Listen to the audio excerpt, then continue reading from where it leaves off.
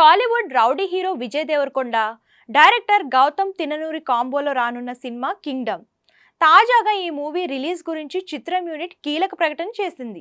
ఈ క్రమంలోనే ప్రేక్షకులకు ముఖ్యమైన విషయాన్ని చెప్పాలనుకుంటున్నామన్న చిత్ర బృందం, కింగ్డమ్ సినిమా మే 30న విడుదల కావాల్సి ఉన్నప్పటికీ పలు కారణాలతో వాయిదా పడిందని చెప్పారు.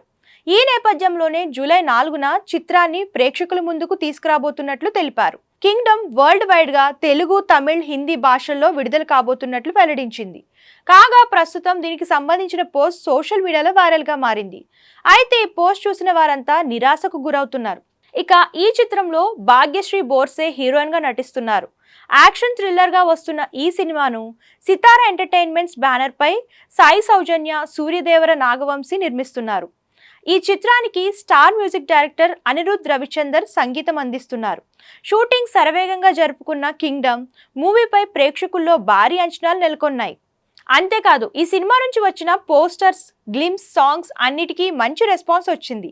ఇది ఇలా ఉండగా కింగ్డమ్ సినిమాకు హీరో నితిన్ నటించిన తమ్ముడు పోటీగా రాబోతుంది. ఇక ఇద్దరిలో ఎవరు నెగ్గుతారో తెలియాలంటే కొన్ని రోజులు వెయిట్ చేయాల్సిందే.